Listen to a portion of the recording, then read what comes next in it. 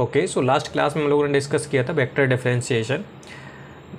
अब हम लोग इस वीडियो में बात करेंगे कुछ इम्पोर्टेंट टर्मिनोलॉजी या इम्पोर्टेंट पॉइंट्स के बारे में जो कि आपके हेल्पफुल होंगे इन फ्यूचर जब हम लोग कैलकुलेट करेंगे ग्रेडियंट, डाइवर्जेंस और साथ ही साथ कर्ल के बारे में बात करेंगे। तो ऐसे क्वांटिटी को फाइंड आउट करने के लिए हमें इनिशियली कुछ टर्मिनोलॉजी पता होनी चाहिए और उनका मतलब भी मालूम होना चाहिए, तभी जाके वो चीज़ें हमको समझ में आएंगी।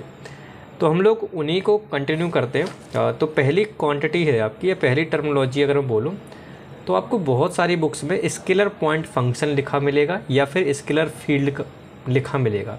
तो इसका मतलब होता क्या है कि अगर मैं डेफिनेशन की बात करूँ तो डेफिनेशन कुछ इस तरीके से है कि it is a scalar quantity f x y z that varies from one point to another point in space.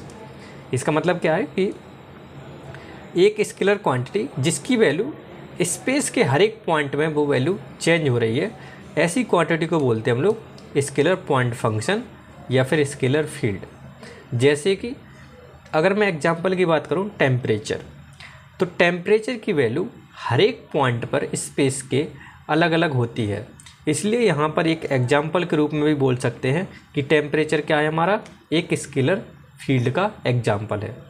Similarly potential, जो आपने देखा होगा इलेक्ट्रोस्टैटिक पोटेंशियल देखा होगा आपने, तो वो उसकी वैल्यू ना हर एक पॉइंट पे डिफरेंट होती है, इसलिए हमारा पोटेंशियल भी एक स्केलर फील्ड के एग्जाम्पल के अंतर्गत आता है। तो इस तरीके से हम लोग ये चीज़ भी बोल सकते हैं कि जो आपका स्केलर क्वांटिटी है एफ एक्स वाई जेड, वो क्या है, हमारी मल्टी वेरिएबल फंक्शन है। ये जो फंक्शन है एफ, वो किस पे डिपेंड करेगा, एक्स कोऑर्डिनेट पे, वाई कोऑर्डिनेट पे, जेड कोऑर्डिनेट में। और हमको ये भी मालूम है कि स्पेस में ये सारे कोऑर्डिनेट्स चेंज होते रहते हैं हर एक पॉइंट पे, तो इसलिए ये फंक्शन भी हमारा चेंज होगा इन स्पेस। Got it. इसी के साथ अगर स्केलर पॉइंट फंक्शन हमको समझ में आता है तो हमको ये भी समझ में आ जाएगा कि वेक्टर पॉइंट फंक्शन होता क्या है। वेक्टर पॉइंट फंक्शन या फिर बोलूँ वेक्टर फील्ड कुछ इस तरीके से डिफाइन होती है कि it is a vector quantity, जिसको हम लोग डिनोट कर रहे हैं वेक्टर ए से, that varies from one point to another point in space. कि ऐसी वेक्टर क्वांटिटी जो स्पेस के हर एक पॉइंट पर वेरी हो रही हो, ऐसी क्वांटिटी को बोलते हैं हम लोग वेक्टर पॉइंट फंक्शन या फिर वेक्टर फील्ड। अब यहाँ पर मैंने वेक्टर क्वांटिटी बोला है, तो वेक्टर क्वांटिटी का मैग्नीट्यूड भी चेंज हो सकता है या फिर डायरेक्शन भी चेंज हो सकती है। तो अगर दोनों में से कोई एक चीज़ चेंज होती है, डायरेक्शन चेंज होती है या फिर मैग्नीट्यूड चेंज होता है, या फिर दोनों चीज़ें चेंज होती हैं, तो ऐसे में हम लोग बोल सकते हैं कि वो हमारी जो क्वांटिटी होगी वो कहलाएगी वेक्टर पॉइंट फंक्शन या फिर वेक्टर फील्ड। एग्जाम्पल के रूप में देख लेते हैं इलेक्ट्रिक फील्ड। इलेक्ट्रिक फील्ड की वैल्यू भी कोऑर्डिनेट पे डिपेंड करती है, साथ ही साथ डायरेक्शन पे भी डिपेंड करती है।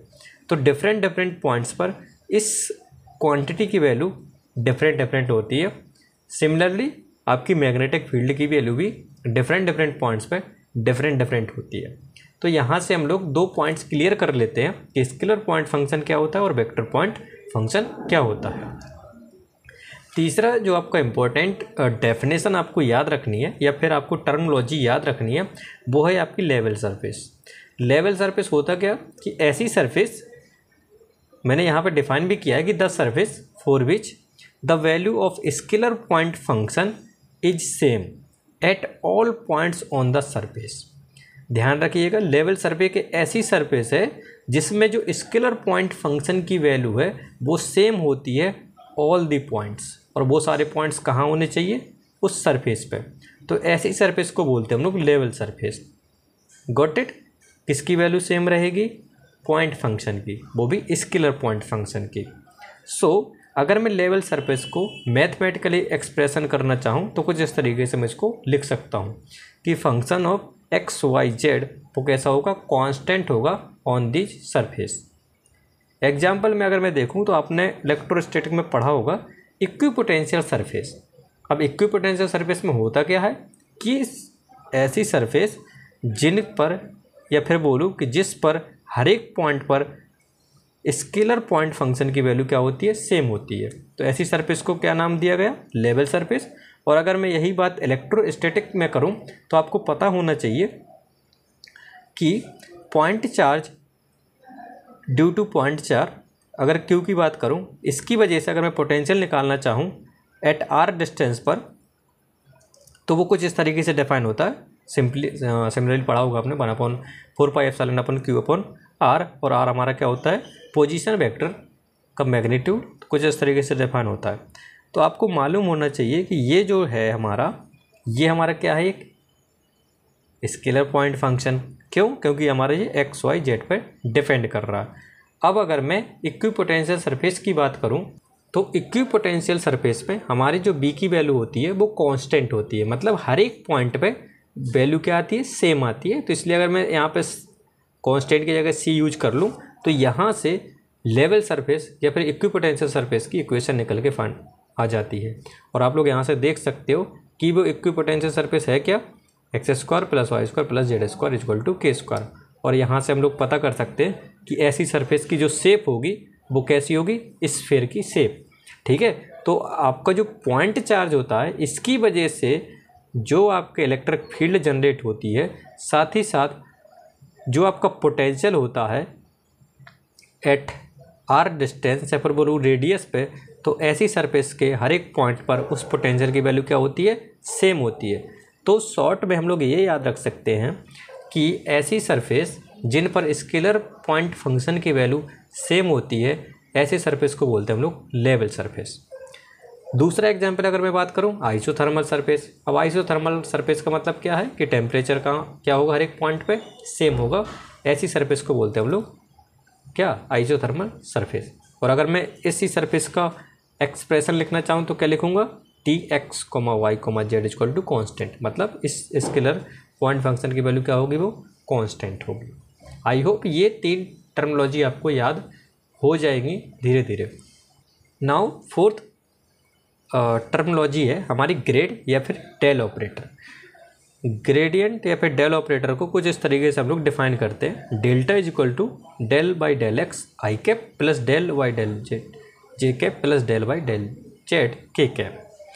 आपको याद क्या रखना है कि ये जो डेल होता है या फिर ग्रेड ऑपरेटर होता है, वो वेक्टर क्वांटिटी नहीं होता है। याद रखिएगा, ये वेक्टर क्वांटिटी नहीं है, ये एक वेक्टर ऑपरेटर है। अब आपके दिमाग में एक चीज़ आई होगी कि वेक्टर क्वांटिटी और वेक्टर ऑपरेटर में डिफरेंस क्या है, तो वो चीज़ भी हम लोग क्लियर कर लेते हैं। यहाँ पर हम लोगों ने पिछली क्लास में पढ़ा था कि जो वेक्टर्स होते हैं वो वेक्टर्स का जो डॉट प्रोडक्ट होता है वो कम्यूटेटिव होता है। Got it? नाउ अगर ये प्रॉपर्टी वेक्टर्स के लिए है और अगर हम लोग एज्यूम करें कि ये ऑपरेटर वेक्टर है तो ये क्वांटिटी सिमिलर होनी चाहिए, बट ऐसा नहीं होता है। ऐसा क्यों नहीं होता है? क्योंकि ये हमारा वेक्टर क्वांटिटी ना होकर वेक्टर ऑपरेटर होता है। देख लेते हैं हम लोग एक बार कैलकुलेट करके कि सेम आती कि नहीं आती। अगर सेम आ गई तो इसका मतलब डेल ऑपरेटर हमारा क्या हो जाएगा, वेक्टर क्वांटिटी। अगर नहीं आ रही तो इसका मतलब क्या है, वो वेक्टर ऑपरेटर है। तो हमने सबसे पहले ये क्वांटिटी फाइंड आउट की। अब मेरे को पता है कि ए वेक्टर को कंपोनेंट वाइज में ए एक्स, ए वाई, ए जेड लिख सकता हूँ। सिमिलरली डेल ऑपरेटर की डेफिनेशन की वजह से मैं यहाँ पे ये चीज़ लिख सकता हूँ। और जब इन दोनों का डॉट प्रोडक्ट करूँगा तो मेरे पास ये मिलती है। अब मैं RHS कैलकुलेट करता हूँ तो मेरे पास ये आती है। तो आप यहाँ से भी देख सकते हो ये क्वांटिटी इसके बराबर नहीं है। तो इस वजह से आपको याद क्या रखना है, आपको याद क्या रखना है कि यहाँ से हम लोग जो क्वांटिटी मिलती है वो स्केलर मिलती है, डेल डॉट ए। यहाँ से ये क्या मिलेगा, एक स्केलर क्वांटिटी। और यहाँ से आप लोग क्या देख पा रहे हो, एक स्केलर ऑपरेटर मिलेगा। ये क्या है, एक डिफरेंशियल ऑपरेटर है। तो यहाँ से भी आप लोग क्लियरली बोल सकते हो कि डेल जो होता है वो हमारा वेक्टर क्वांटिटी ना होकर एक वेक्टर ऑपरेटर होता है। Got it? नाउ यहाँ से भी हम लोगों ने बहुत सारे पढ़ा होगा। ये डिफरेंशियल ऑपरेटर होता है हमारा, जिसको हम लोग स्केलर ऑपरेटर भी बोलते हैं। और अगर मैं स्केलर फंक्शन की बात करूँ तो ये होती है। तो यही डिफरेंस है हमारा स्केलर क्वांटिटी में और एक स्केलर ऑपरेटर में।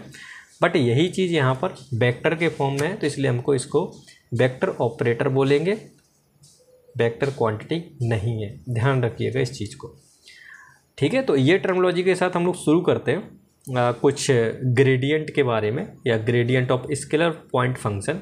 याद रखिएगा ग्रेडियंट किसका लेते हैं, स्केलर पॉइंट फंक्शन का, ठीक है। और उसकी डेफिनेशन अगर मैथमेटिकली लिखना चाहूँ तो कुछ इस तरीके से मैं लिख सकता हूँ कि डेल ऑपरेटर कुछ इस तरीके से डिफाइन होता है और ये हमारा क्या है, स्केलर पॉइंट फंक्शन, तो हम लोग कुछ इस तरीके से इसको लिख सकते हैं, ठीक है। तो ये हो जाएगी हमारे gradient of scalar point function की डेफिनेशन मैथमेटिकली। तो इस वीडियो हम लोग यहीं इतना ही करते हैं, बाकी डिटेल में ग्रेडियंट के बारे में हम लोग नेक्स्ट वीडियो लेक्चर में बात करेंगे। तब तक के लिए 4 पॉइंट्स आपके दिमाग में क्लियर होने चाहिए कि कब कौन सी टर्मिनोलॉजी यूज कर रहा हूँ और उसका मतलब क्या है। आई होप यहाँ तक आपकी चीज़ें क्लियर होंगी, और अगर कोई डाउट होता है then you can put in the comment section. तब तक के लिए bye and take care and all the best for tomorrow.